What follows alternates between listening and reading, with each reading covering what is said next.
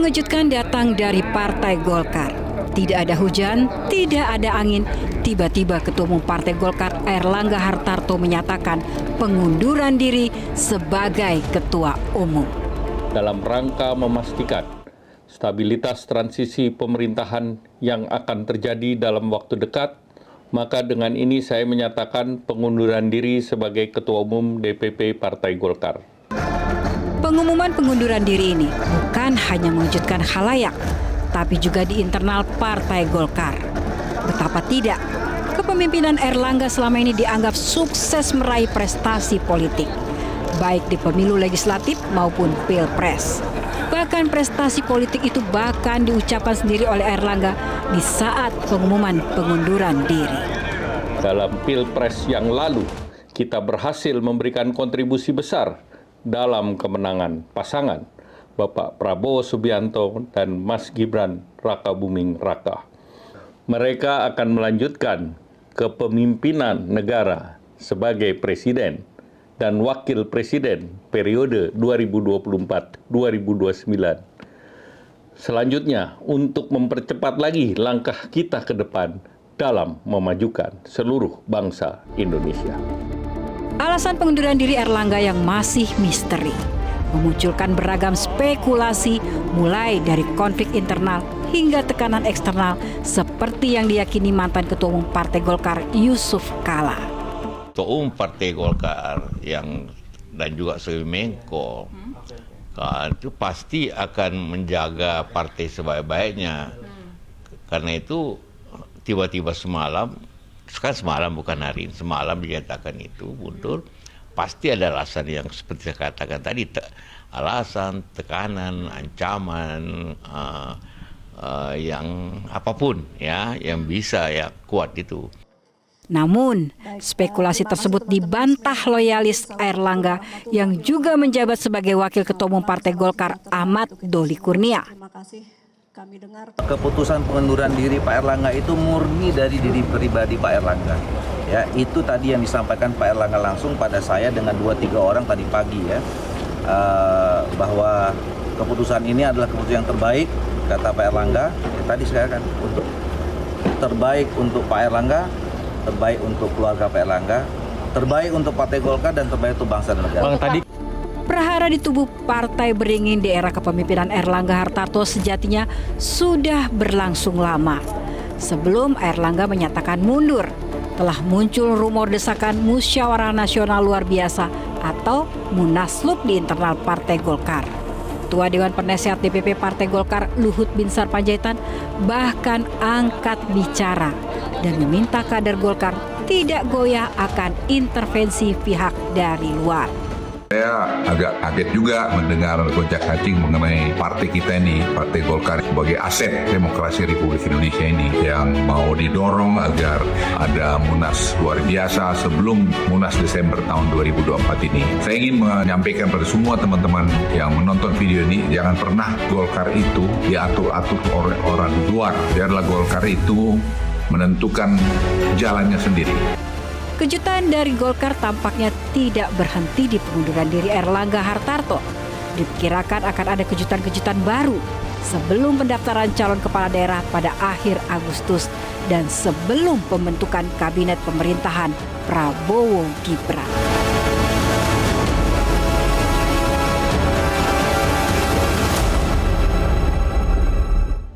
Halo, selamat malam pemirsa. Pengunduran diri Airlangga Hartarto sebagai Ketua Umum Partai Golkar yang mendadak menyisakan begitu banyak pertanyaan.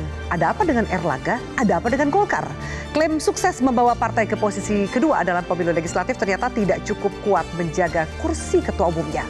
Alasannya demi stabilitas pemerintahan dan transisi, malah menambah rasa janggal kejadian ini dan membuka spekulasi adanya invisible hand yang ikut campur demi memasukkan kepentingannya di tubuh Golkar. Bersama saya Afiani Malik, inilah panggung demokrasi pada malam hari ini. Airlangga mundur atau digusur.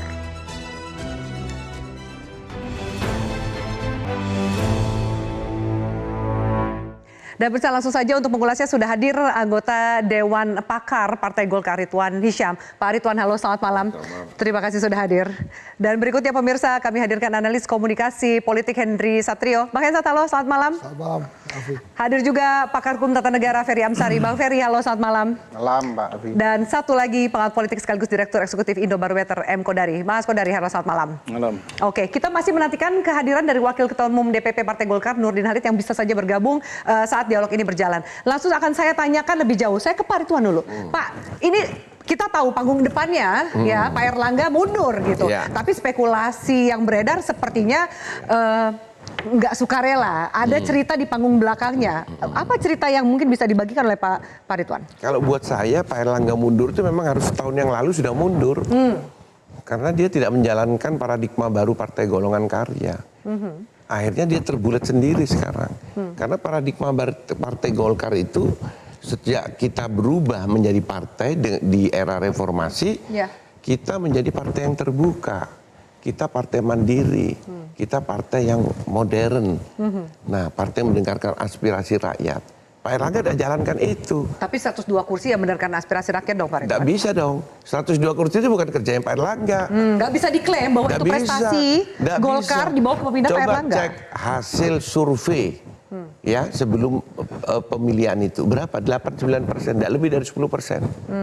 Itu kerja akibat dari kita mendukung Prabowo Gibran. Jadi efek apa ekor jas itu loh. Ya, kotel efeknya. Iya.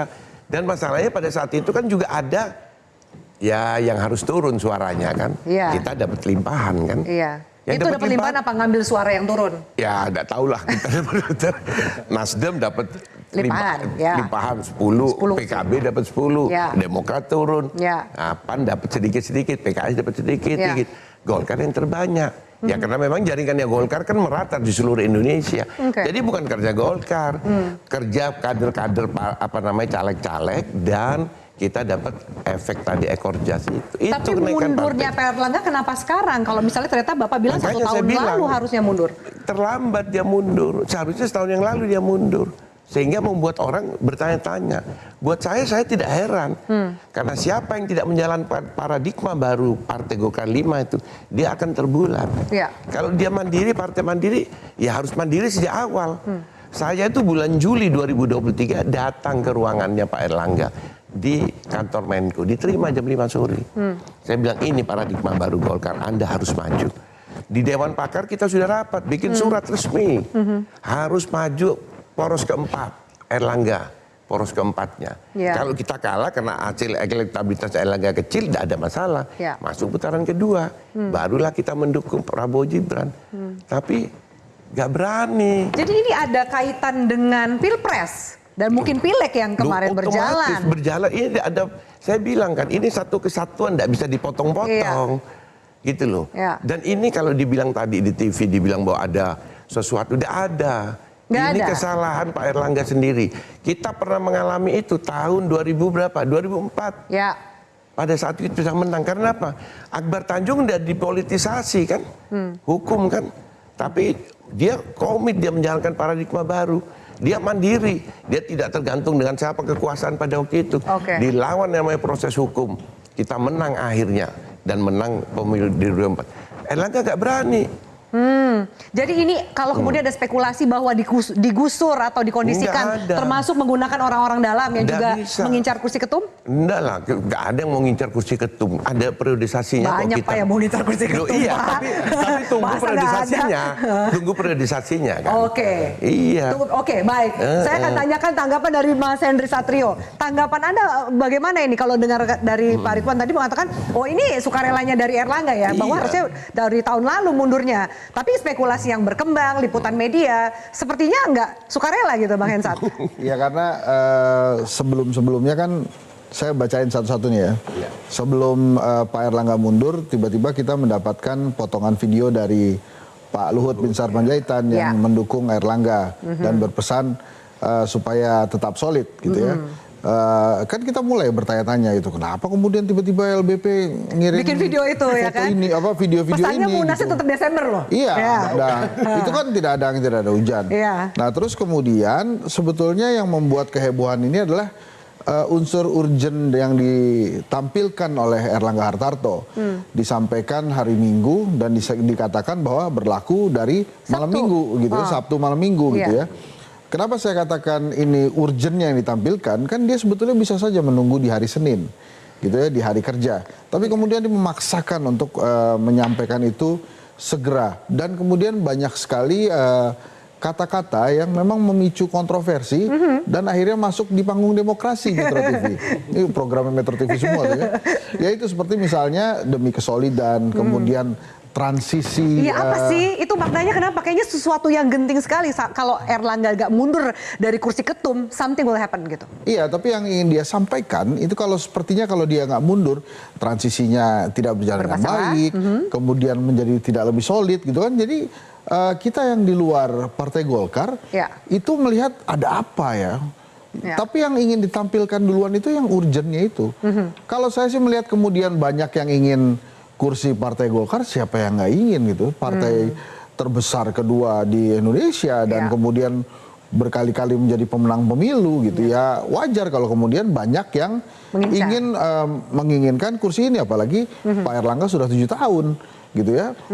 Tapi semuanya ini kan menjadi heboh karena ada urgenitas yang ditampilkan oleh Erlangga. Terbaca nggak urgentnya itu apa? Kalau dari kacamata Anda sebagai pengamat politik, urgenitasnya apa sih? Ya, kita boleh menduga-duga, tapi kan itu semua dugaan kan belum tentu benar juga. Sehingga kita meraba-raba ya. Jadi kalau kemudian dilihat ada apa ini, ya pastinya ada kaitannya dengan beberapa hal perpolitikan di Indonesia. Yang paling dekat adalah pilkada misalnya. Karena di pilkada beberapa kali tarik ulur Pak Erlangga misalnya di Sumatera Utara, kemudian di Jawa Barat, di Jakarta gitu ya. Walaupun dia sebetulnya memberikan semua keinginan penguasa. Yang dia inginkan, penguasa ingin, dia okekan. Gitu. Tapi nggak cukup. Ternyata nggak cukup gitu. Masih ada hal-hal yang membuat Erlangga ini harus mundur. Nah ini adalah misteri yang coba digelontorkan oleh Erlangga dan membiarkan panggung demokrasi nebak-nebak. Oke, kita sama-sama nebak nih, Mas Kodari. Anda bacaannya apakah sama seperti Bang Henry Satrio atau ada pandangan yang lain gitu? Termasuk statementnya itu loh agak janggal ya. Intinya kalau nggak mundur ini kan demi stabilitas transisi pemerintahan. Itu kenapa ngomongnya gitu? Ya kurang luas aja ngelihatnya. Kalau kita ngelihat Golkar secara luas, kita kan tahu bahwa setiap kali terjadi pergantian kekuasaan di tingkat pusat, maka hampir-hampir otomatis di Golkar pun juga akan ikut gitu. 2004 ya, begitu terpilih SBY ya dan JK, langsung ganti dari ketua umumnya Pak Akbar Tanjung. 2009 Pak JK maju kalah, hilang juga posisi wakil ketua umumnya dan seterusnya. Nah sekarang kita masuk kepada era kepemimpinan baru. Otomatis di internal Golkar itu melakukan adaptasi gitu loh. Terus terang menurut saya Erlangga Hartarto ini tidak cukup percaya diri untuk bertarung di Munas yang akan datang gitu. Karena ukurannya apa tuh Bang nggak percaya dirinya Pak Erlangga? Nggak percaya diri karena dia selama ini memang nggak pernah bertarung. Erlangga ini nggak pernah bertarung. Kalaupun dia pernah bertarung di Munaslup ya di Bali ya tahun 2016 dari 8 kandidat dia cuma nomor 5. Ini cuma 11 kursi. 8 kandidat nomor 7 dapat 14 suara. Itu dia. Nomor 7. Ya pokoknya kecil lah, sedikit lah. Pokoknya nggak fight lah gitu. Nggak di 2019 nendang. tinggal 2 calon, saya sama Erlangga, diaklamasi oleh Aziz Samsudin pimpinan Munas. Saya tidak boleh ikut bertarung. Yang kedua, gini ya, dia baru jadi ketua umum ketika terjadi kekosongan. Dan waktu itu pengurus Golkar semua kan melihat ke Pak Jokowi. Pak gimana Pak kepemimpinan Golkar ini kosong gitu. Nah matanya Pak Jokowi itu ngelirik kepada Erlangga.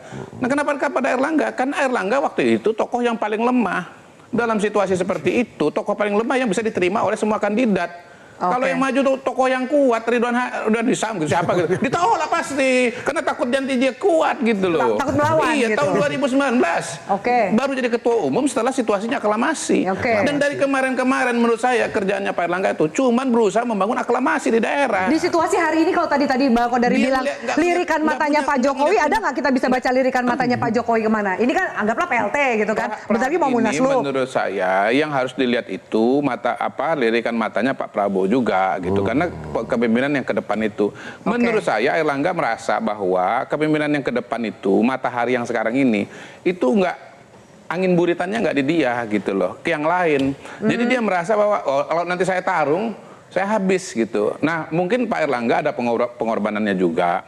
Dia melihat kalau nanti misalnya dia maju di Munas, lalu kemudian dia kalah gitu ya. Menteri-menteri misalnya yang sekarang keluar dari kantongnya dia, itu nanti kan jadi lain gitu, bikin repot bikin repot ketua umum yang baru gitu loh, bikin repot presiden. Ya sudah mundur aja sekarang supaya apa? Nanti terpilih ketua umum yang baru, urusan pilkadanya sudah sinkronisasi, kabinetnya juga sinkronisasi. Itulah stabilitas transisi pembangunan. Baik, satu narasumber saya, Mas Ferry, mau bicara, mau mengungkapkan apa pendapatnya, tapi kita harus jeda dulu, Mas Ferry. Termasuk benar nggak sih kalau ternyata di balik mundur ini, katanya yang sukarela lah, lirikan mata Pak Jokowi dan Prabowo, ternyata di balik itu ada peringatan, surat peringatan, panggilan kejaksaan katanya. Kita klarifikasi, usai jeda, tetaplah bersama kami.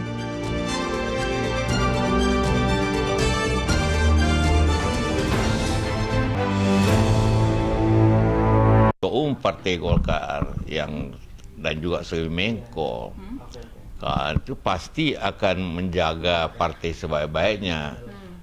Karena itu tiba-tiba semalam bukan hari ini, semalam dinyatakan itu mundur, pasti ada alasan yang seperti saya katakan tadi, alasan, tekanan, ancaman, yang apapun ya yang bisa ya kuat itu. Karena kalau alasan organisasi saya kira tidak ada. Jangan lupa beliau telah berhasil menaikkan kursi Golkar itu hampir 20 kursi, 17 kurang lebih kursi. Dan itu prestasi yang dibanggakan oleh para kader-kader Golkar. Dan juga Erlangga telah berhasil memenangkan Pak Prabowo dengan Gibran, sesuatu prestasi yang tentunya dengan segala usaha dan pengorbanan, tiba-tiba mundur pasti ada alasan lebih kuat lagi. Baik, bisa kita lanjutkan, Mas Ferry. Nah, tanggapan Anda, satu sisi kalau kita melihat statement dari Pak JK, kemudian preskonnya Pak Erlangga, menambah kursi menjadi 102 kursi di DPR, menjadi peringkat kedua, menjadi partai juga yang ikut berkorban ya, berjuang memenangkan Prabowo Gibran. Tapi kayaknya itu nggak prestasi yang cukup untuk menjaga kursi ketumnya Pak Erlangga gitu. Tidak cukup untuk menjaga kursi Pak Erlangga kan. Makanya tadi ada Sloro ya, kurang lebih ini akan jadi keajaiban dunia ke-8 begitu ya. Kenapa alasan pemberhentian ini sesungguhnya? Kan misteri ini ya. Kenapa itu terjadi padahal dia berhasil dalam banyak hal. Tadi dikatakan itu dampak kotel efek. Kotel efek itu akan lebih terdampak kepada Partai Gerindra. Artinya kerja di internal Partai Golkar bagaimanapun, boleh yang lain bilang ini jasanya di Partai Golkar, tapi tentu yang paling depan adalah jasa ketua. Tidak bisa dihindari itu. Dan bagi saya sulit kita sekarang melihat bahwa tidak ada sesuatu menjelang akhir peralihan kekuasaan. Di mana orang-orang yang besar membutuhkan perahu besar. Salah satu perahu besar itu adalah Partai Golkar. Dan itu sangat penting. Bukan tidak mungkin ini perebutan menuju ke arah itu. Untuk memastikan orang besar yang akan keluar dan berakhir masa jabatannya memperoleh perahu penting dan besar. Dan itu sulit dinafikan. Berbagai peristiwa politik, pergantian kepentingan partai politik tidak hanya terjadi di Indonesia. Tetapi yang seburuk ini romannya, kenapa saya bilang buruk? Karena ini terjadi menjelang harusnya Munas Partai Golkar itu terjadi dengan smooth di bulan Desember. Ini semua teman-teman partai politik yang berpengalaman. Mereka tahu cara kerja partai politik yang soft. Yang terbaiknya tunggu saja Desember. Tapi ada yang nggak tahan. Kenapa nggak mau ditunggu? Ya karena Oktober ada peralihan kekuasaan itu, perahu besar perlu didapatkan agar berlayarnya juga nyaman menjelang kekuasaan nantinya. Nah perahu besar ini dibutuhkan. Yang sebesar Partai Golkar ya hanya Golkar, karena perahu besar lainnya PDIP tidak mungkin direbut. Gerindra pun nggak mungkin. Jadi harus diakui bahwa ini ada upaya untuk menekan Partai Golkar untuk kepentingan politik masa depan menguasai ruang ketatanegaraan kita. Padahal tugas ketatanegaraan kita semua nih adalah memastikan dampak konstitusional partai politik itu terjaga. Partai politik kita itu ada 6 kali disebutkan, beda dengan konstitusi dimanapun. Saking pentingnya. sebetulnya. Nah, tugas kita memastikan partai politik berjalan secara konstitusional. Berarti ini dibajak ya? Ini dibajak di tengah jalan nih, perahu besar bernama Golkar. Apa alasannya Pak Airlangga sendiri tidak menyebutkan alasan kenapa dia mengundurkan diri? Ya alasannya Misteri itu, semacam stabilitas apa transisi itu. Yes. Oke. Maka tidak mungkin kita menafikan ini ada permainan menuju stabilitas ke depannya. Sekali lagi kekuasaan itu sekarang bertumpu dan tertumpu di kursi Pak Jokowi. Oke, jadi arahnya memang mungkin menjadi kendaraan baru Pak Jokowi. Pak Ridwan, ini suara-suara kayak gini ada juga nggak di internal Golkar? Saya tadi lihat Pak JK. Iya. Saya ini pimpinan Munas Partai Golkar pada waktu Pak JK terpilih jadi ketua umum. Dari 5 orang, ketuanya Pak Gaufur almarhum, 4 sudah mati, tinggal saya yang hidup ini sekarang. Karena waktu itu saya termuda, pimpinan Munas itu. Pak JK ini kapan jadi pengurus Partai Golkar? Kapan pengurus Golkar? Tidak ada. Terpilih, kenapa? Ya bisik-bisik. Pak SBY menginginkan Pak JK, Akbar Tanjung yang berjuang mati-matian memenangkan Partai Golkar 2004. Ya. Iya kan? Tapi Pak JK memenuhi syarat nggak Pak? Tidak memenuhi syarat. Menjadi kader? Tidak ada. Kapan jadi kader? Kapan jadi kader? Jadi Pak JK menjadi ketum tanpa menjadi kader? Tidak menjadi Pak JK itu. Nah itu yang mau ditiru saat ini. Sebentar. Pak JK itu ada tercatat yaitu sebagai pendiri Sekber Golkar di Makassar. Sekber Golkar 6471 berubah jadi 71 jadi Golkar, 99 menjadi partai. Di dalam saat itu saya memimpin tidak memenuhi syarat. Akhirnya kami pimpinan Munas dan Sekjen rapat konsultasi ke Akbar Tanjung. Ya. Gimana Pak JK tidak memenuhi syarat? Dia bilang, Ridwan, Sekber Golkar, Partai Golkar itu satu kesatuan. Masuklah dia. Tidak pernah jadi pengurus. Di mana coba? Sebutkan tanggal berapa sampai kapan? Nggak ada. Pak Ridwan, tapi kalau tadi Bapak bilang bahwa ini kan lirikannya SBY, maunya JK, berarti sebegitu berpengaruh lirikan seorang presiden untuk menentukan siapa yang menjadi ketum Golkar. Betul, karena Golkar itu doktrinnya karya kekaryaan, karya siaga, gatra praja. Tahu artinya itu? Ini partai pemerintah. Karya siaga itu setiap kader Golkar harus berkarya sesuai dengan profesi masing-masing, menjaga pemerintahan gatra praja. Oke. Jadi dia akan menjaga pemerintahan yang ada. Menyambung tadi statementnya Pak Kodari, siapa lirikan yang kemudian dilirik oleh Presiden hari ini Pak Jokowi? Untuk apa? Untuk jadi ketum ya kan? Saya Pak Jokowi langsung. Pak Jokowi langsung? Harus. Kan belum bisa dong? Apa bisa? Belum bisa, kenapa? Kan nggak jadi kader? Partai terbuka ini Golkar. Jadi nggak jadi kader itu nggak masalah? Gimana Pak? Apa? Siapa bilang Pak Jokowi tidak jadi kader? Lah, siapa yang bilang? Dia kan Pak Jokowi kan kader PDI Perjuangan? Di mana ke PDIP? Lah, PDIP itu hanya dipakai kendaraannya, Bos. Tapi kan terdaftar sebagai anggota. Ada KTA-nya, Pak? Ada KTA-nya. Dia itu tahun 97 sudah jadi kader Golkar. Aduh, tapi kan udah keluar begitu masuk PDIP. Nggak bisa, nggak pernah dia mengatakan keluar. Jadi itu dihitung gitu? Bagi saya itu sembraut. Sebentar. Enggak dong. Oke, baik. Sekarang ya saya tahu. Saya pikir kita tidak boleh mengedepankan pilihan tanpa tahu aturan. Sebentar. Nah, jangan karena dia presiden lalu kita mudahkan segala urusan. Enggak presiden. Tahu namanya Soekarwo di Jawa Timur. Oke. Pengurus Golkar bareng saya. Ya. Maju pilkada 2008. Saya ini diambil oleh PDIP Sucipto Ridwan melawan Karwo Saiful. Karwo ini pengurus Golkar bareng saya. Jadi Partai Demokrat menang, jadi ketua Partai Demokrat. Sekarang di mana Karwo? Dewan pakar sama saya. Baik. Jadi yang namanya itu kan kembali lagi jadi kader. Makanya Jokowi juga kembali lagi jadi kader. Hari ini kan bukan kader Golkar, Pak, ya kan? Oke, Mas Kodari gimana? Jadi gini, cara pandang begini. Menurut saya, kita pertama-tama harus kembalikan ke Partai Golkar. Jangan cara pandang melihat partai lain itu dipakaikan untuk Partai Golkar. Ya, beda dong. Partai Golkar ini partai karya kekaryaan. Dia inherent menjadi bagian dari pemerintah. Nah, Airlangga tuh tahu bahwa orang-orang di internal Partai Golkar itu pasti mau bergabung dengan pemerintahan. Tapi Erlangga juga kan nggak ingin tidak keluar dari pemerintahan. Semua yang diinginkan oleh penguasa dan tim juga diikuti kan? Dia nggak percaya diri, dengerin saya. Dia nggak percaya diri. Kalau mau bertarung lagi, gitu loh. Kalau mau presiden, Bang. Kalau mau bertarung lagi ya silakan, gitu loh. Termasuk Pak JK, termasuk Pak JK tadi. Pak JK kan sudah menceritakan pengalaman dia sendiri. Dia seolah-olah dia nggak pernah menjadi petarung di situ bahwa ini Airlangga menang. Loh Pak JK, Anda dulu itu melawan Pak Akbar Tanjung. Pak Akbar Tanjung itu hebatnya lebih daripada Airlangga, prestasinya menang. Anda lawan gitu loh. Bang Kodari sebentar ya. Saya bacakan lagi nih. Emang yang Pak JK kerjain bukan kekuatan eksternal. Saya bacakan lagi statement Pak JK ya. Tiba-tiba semalam disampaikan oleh Pak JK ada rasa tekanan, ancaman, dan ini bukan masalah organisasi. Saya lucu aja lah. Saya dengerin Pak JK lucu aja dah, skip aja. Jadi intinya nggak ada apa situasi yang digambarkan oleh Pak JK. Lagi, Partai Golkar itu partai yang beradaptasi menyesuaikan dengan kekuasaan. Tesis saya yang pertama, setiap kali terjadi pergantian di tingkat pusat, Golkar itu menyesuaikan diri. Jadi ini adaptasi orang Golkar sendiri. Adaptasi gitu loh. tapi satu sisi banyak. Saya melihat dua pernyataan beliau ini sudah mengklarifikasi semua hal. Mengenai bahwa ini jembatan untuk menuju Pak Jokowi menguasai Partai Golkar. Dan langsung dia bukan. Bagaimana kemudian? Kalau saya Pak Prabowo, beda-beda. Kalau saya Pak Prabowo, kalau saya Pak Prabowo.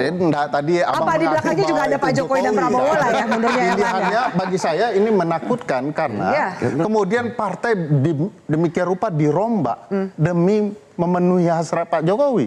Semua punya kepentingan. Bagaimana ini partai Golkar? Kedua, sebentar. Ini baju lama fit dengan tubuh Partai Golkar karena style Pak Jokowi persis dengan style Pak Soeharto dan itu cocok sekali dengan aroma Partai Golkar, menguasai dan memenangkan segala lini dengan segala cara. Oke, baik, Mas Hensat, silakan ungkapkan pendapat Anda. Ini belum ngomong nih. Gini, saya kembali lagi ke pidatonya Pak Airlangga semalam. Ya. Itu ada misteri yang disimpan oleh Airlangga. Ya. Tapi kalau kemudian tadi Bang Kodari mengatakan dia nggak percaya diri sih, saya nggak yakin karena banyak pemilik suara Golkar sudah menyampaikan dukungan untuk Airlangga pada saat Munas sebagai ketua umum lagi. Jadi kalau untuk percaya diri, saya nggak itu kan pernyataan kemarin begitu taruh lagi ceritanya. Kayaknya Pak Airlangga nggak selemah itulah gitu ya. Belum diteruskan, Mas. Sebentar dulu. Kecuali berhadapan dengan presiden. Tapi kalau kemudian arahnya memang untuk jalan penguasa menguasai Golkar, itu mungkin masuk akal karena itulah kenapa berhenti tiba-tiba. Karena mau ada yang masuk gitu ya. Nah kalau kemudian memang sudah ada yang ingin masuk, ya Partai Golkar tinggal kita lihat aja sekuat apa Partai Golkar menghadapi keinginan orang luar untuk masuk. Jadi saya sekarang mulai mengerti juga kenapa kemudian. Tapi bukan orang luar loh. Ada Bahlil yang juga orang dalam, Agus Gumiwang jadi PLT juga orang dalam, Bambang Susatyo juga orang dalam. Iya, tapi kan dari tadi nggak disebut. Iya, ini kan Bapak yang sebutin biar jangan Pak Jokowi terus deh, orang dalamnya juga mengakomodir loh. Enggak, karena dari tadi kan yang disebut Pak Jokowi, Pak Prabowo. Saya kan nunjuk beliau, saya nunjuk Pak Bahlil kok. Jelas. Jadi bahwa. Iya, saya nunjuk Pak Bahlil. Jadi kalau menurut saya, kalau memang arahannya sudah akan ada pergantian kepemimpinan di Golkar dan masuk Pak Jokowi, ya kalau memang itu kan tinggal diakui saja oleh Pak Jokowi. Sehingga masalahnya selesai, tidak ada lagi misteri-misteri seperti hal-hal yang disampaikan Afi tadi kan, apakah ada jaksaan dan lain-lain. Menurut saya ya sudah, kalau memang Pak Jokowi mau masuk, ya sekarang seberapa kuat Golkar menahan itu. Kalau menurut saya apa yang dilakukan oleh Airlangga Hartarto itu sudah oke. Misalnya dia ingin Musara Jeksah yang kader Partai Golkar maju sebagai gubernur. Itu benar dong. Dia kan ketua umumnya. Dia pengen kadernya yang maju. Itu oke menurut saya. Dan itu memang ranahnya ketua umum. Nah kalau kemudian tiba-tiba dia mengundurkan diri, sulit buat saya menganggap bahwa tidak ada kekuatan besar yang memang menginginkan dia mundur. Dan akhirnya kan di malam ini di panggung demokrasi terbuka. Memang ada kekuatan besar yang ingin masuk ke Golkar. Kekuatan besar itu kira-kira menggunakan kasus hukum nggak? Karena kan kemudian juga santer soal adanya panggilan ke kejaksaan, kasus minyak goreng dan lain-lain gitu. Nah itu saya nggak ngerti. Apakah ada panggilan hukum itu? Main aman banget ya saya ya. Oke, iya kenapa? Iya kan? Oke, Pak Ridwan akan memberikan jawabannya. Saya harus jeda supaya nggak terpotong. Pemirsa kami lanjutkan sesaat lagi.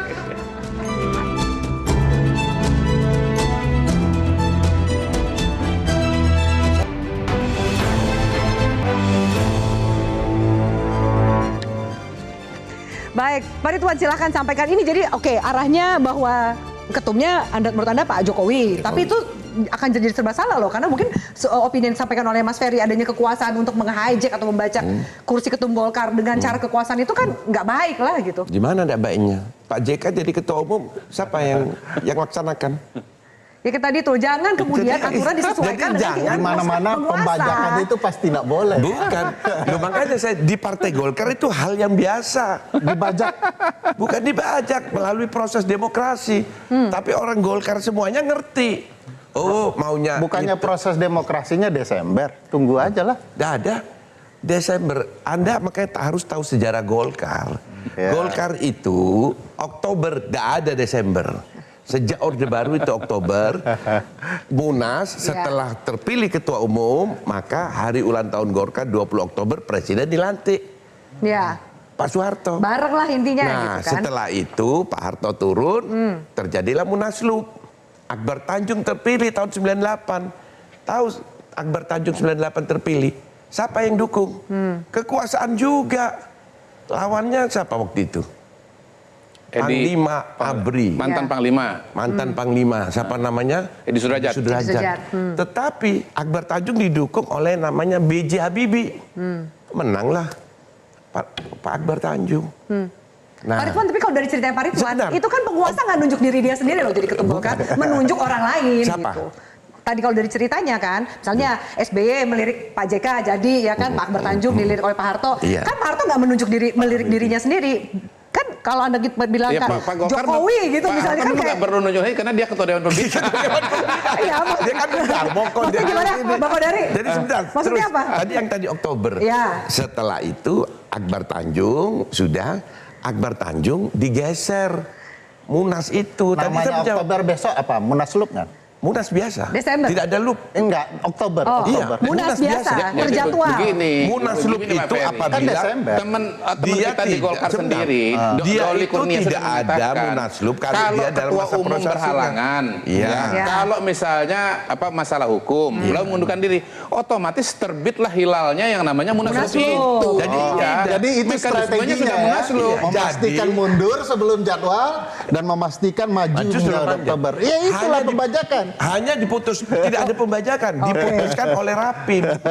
Jadi nanti ini akan ada setelah PLT akan Ya. ada PLT Rapimnas. Ya. Apakah Rapimnas itu menyetujui dilaksanakan Agustus ini atau Desember? Oke. Ya itu Tidak ada mungkin pembajakan. bukan pembajakan, Pak Ferry. Bukan, Kalau di itu. Golkar itu kenakalan remaja.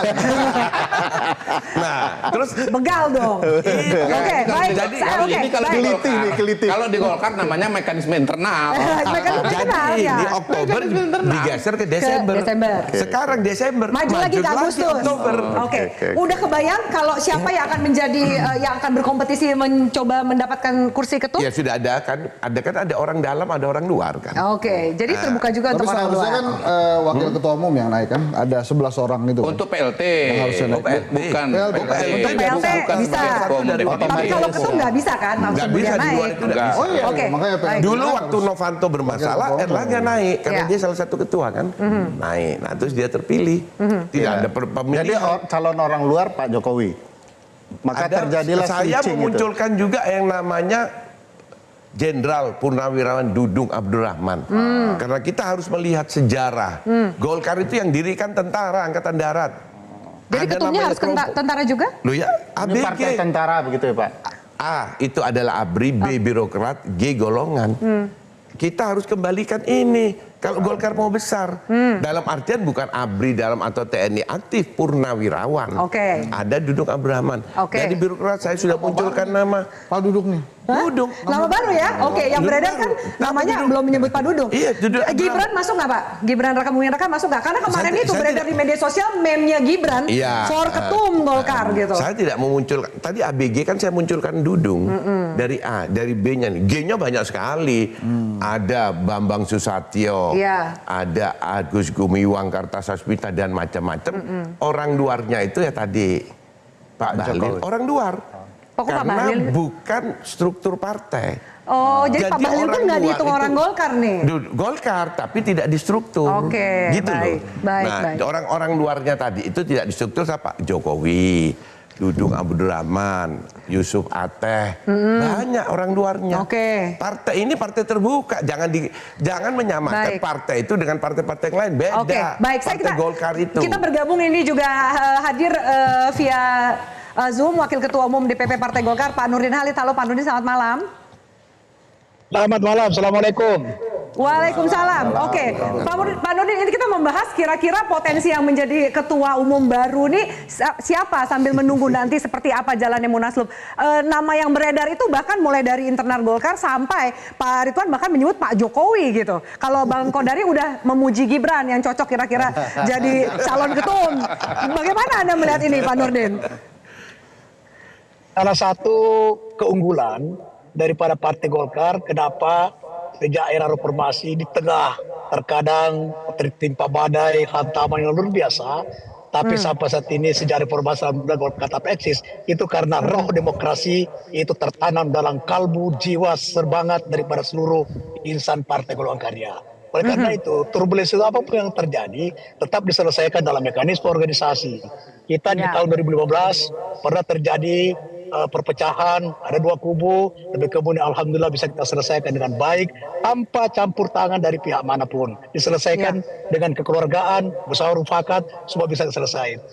Novanto juga kemudian 2016 juga terdapat masalah, kita juga bisa selesaikan dengan baik. Sekarang di tengah-tengah Golkar yang sangat solid, utuh, konsentrasi untuk menghadapi kontestasi pilkada serentak dengan target memenangkan 60%, terjadi lagi suatu hal yang tidak diduga sebelumnya, tapi kita bisa memahami Pak Erlangga mundur di tengah-tengah beliau sangat berprestasi. Suka tidak suka itu adalah fakta. Kita bisa memenangkan pileg dan pilpres, kemudian nanti kita telah melakukan rekrutmen untuk prosesi pilkada, kemudian beliau mundur dengan alasan yang sangat pribadi. Apa alasannya jangan ditanya, tanya kepada Pak Erlangga. Nah sekarang prosesi untuk pergantian ketua umum itu pada mekanisme. Pasal 39 Anggaran Dasar ayat 3 mengatakan Munas luar biasa yang fungsinya sama dengan Munas. Maka karena ini mengundurkan diri, maka harus kita lakukan Munas luar biasa. Munas luar biasa ini bisa kita lakukan di bulan ini, bisa September, bisa Oktober, bisa Desember. Tapi kenapa namanya Munas biasa? Karena ketua umum mengundurkan diri. Jadi bukan Munas biasa. Tapi fungsi dan kewenangan Munas luar biasa itu adalah sama dengan Munas biasa. Nah pertanyaannya, siapa kemudian menjadi ketua umum? Siapapun kader Partai Golkar punya hak, punya ruang, punya kesempatan untuk menjadi calon ketua umum.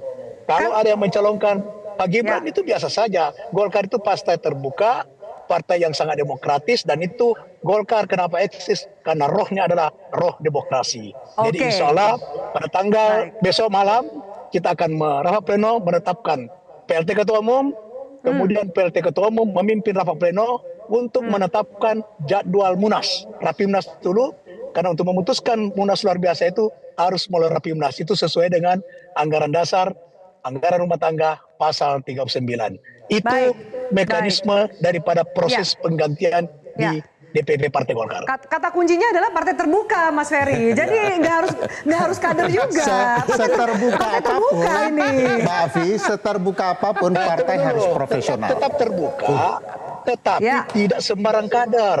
Tetap harus pada mengikuti mekanisme persyaratan yang ditentukan dalam Anggaran Dasar Rumah Tangga. Misalnya sekarang disebut-sebut Pak Bahlil. Pak Bahlil bukan orang luar. Itu adalah kader partai yang memenuhi syarat untuk ikut berkompetisi, itu contohnya. Nah, tapi kalau tadi ada Pak Jokowi dan Gibran gimana, Pak Nurdin? Itu jauh. Kalau Pak Jokowi tidak masuk radar, Gibran tidak masuk radar. Karena Pak Jokowi, Golkar diuntungkan kalau beliau mau jadi ketua umum Golkar, diuntungkan sebetulnya. Golkar butuh beliau, tetapi Anggaran Dasar tidak memenuhi syarat untuk beliau. Nah, tapi jangan lupa, Munas adalah forum pengambilan tertinggi dalam proses pengambilan keputusan. Bisa saja Munas merubah aturan untuk itu bisa saja, dan itu dinamika politik seperti itu biasa itu. Semua pakar di tengah-tengah kita hidup demokrasi kita multi partai itu paham tentang hal-hal tersebut itu. Jadi bisa ada kemungkinan ngubah ADART, Mas Heri, karena partai terbuka. Satu, bagaimanapun Partai Golkar tentu partai profesional. Mana ada partai profesional mengganti ketua umumnya menjelang helat penting namanya pilkada. Itu sebabnya rencananya Desember, sudah dimatangkan itu. Nah, mana ada rencana mengubah sesuatu termasuk ADART untuk memberikan jalan siapa-siapa yang akan menguntungkan partai demi penghalalan ruang politik. Dan bagi saya itu tidak sehat bagi Golkar. Golkar akan merasakan dampaknya di kemudian hari. Minimal dampaknya? orang semakin melihat bahwa memang model Orde Baru itu yang paling cocok untuk Golkar. Jadi rasa Orbanya memang nggak bisa sangat lepas dari menonjol. Golkar. Dan itu cocok sekali dengan tabiat Pak Jokowi. Anda bilang nggak sehat, tapi Pak Ridwan bilang itu sehat. Ya, kalau orang Golkarnya bilang sehat silahkan. Dan siap Tapi kita melihat di luar kan bisa konsekuensi yang melihat. disampaikan. Bukti Golkar tidak pernah turun.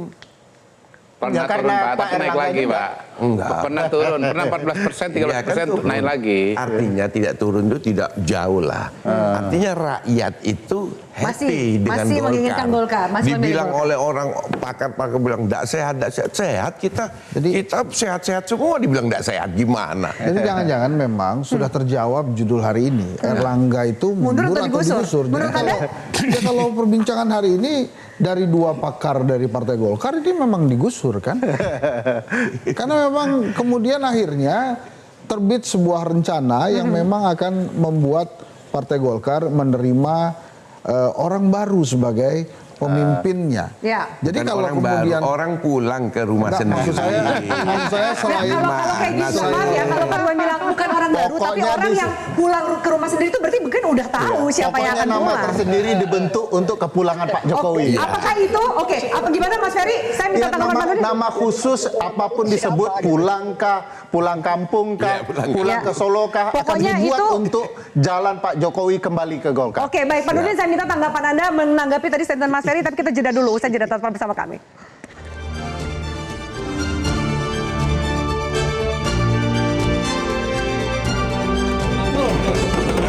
Kursinya Pak Kapolri aja diambil lah Bapak.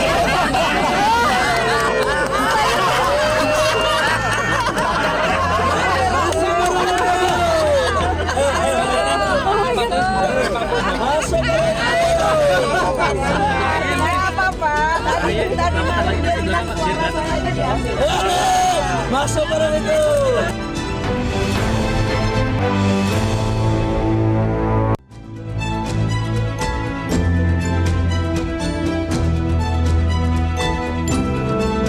Setnya tuh jelas.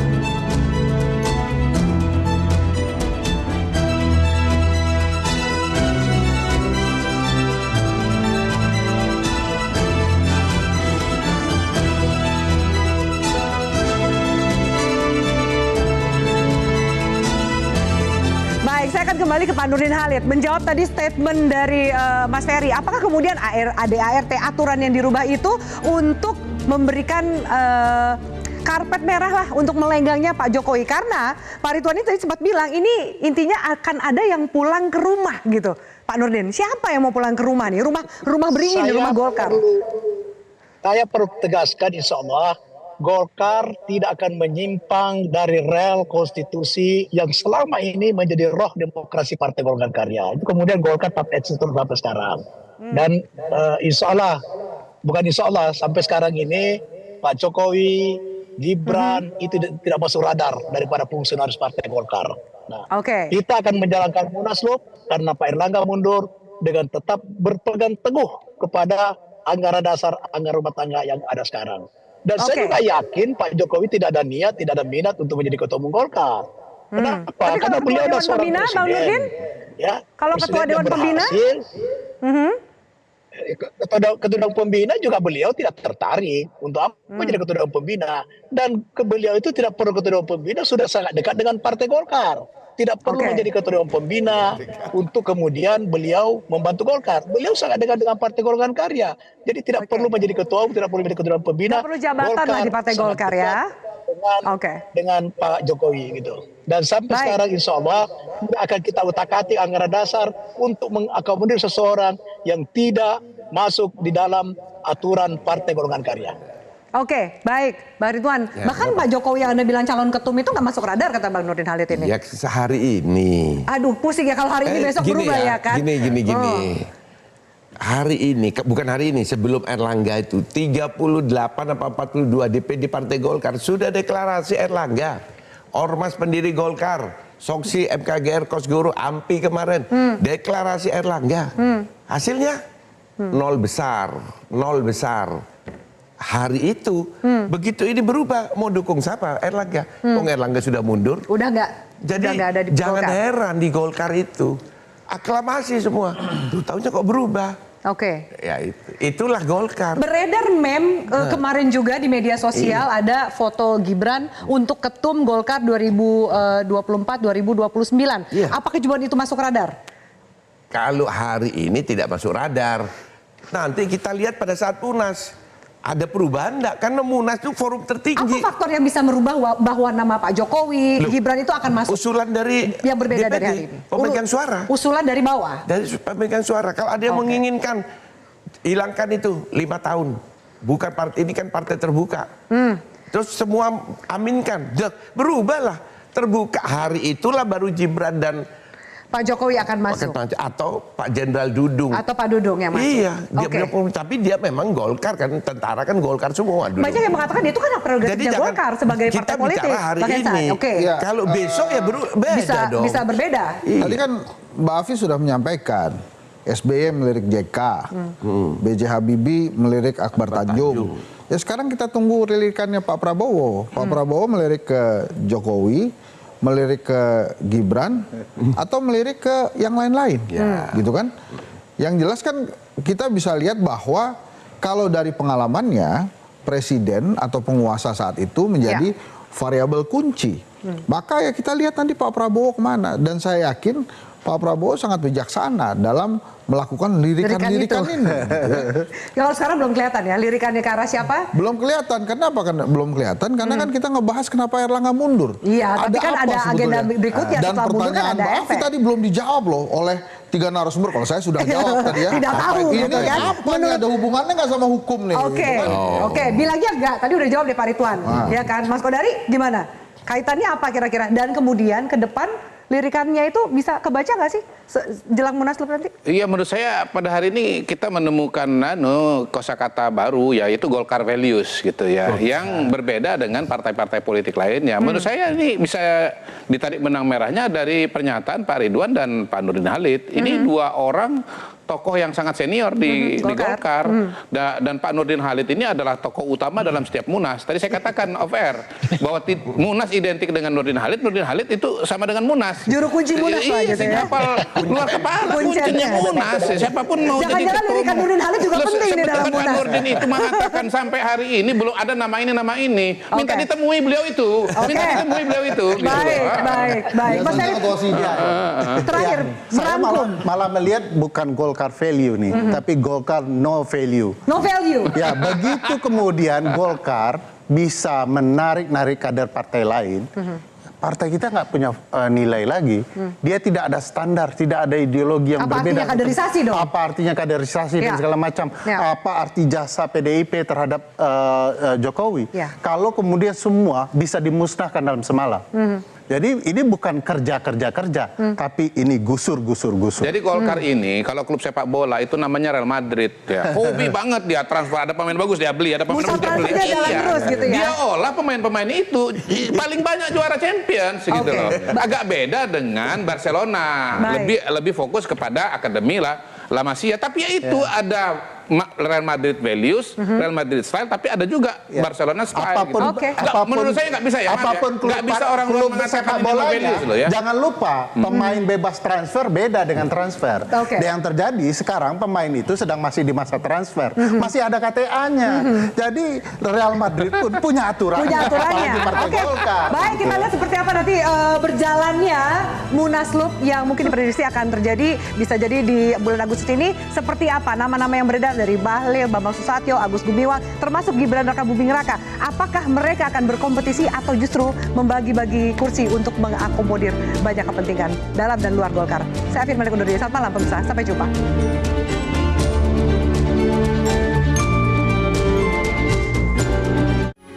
Metro TV. Jelajahi cara baru mendapatkan informasi. Download Metro TV Extend sekarang.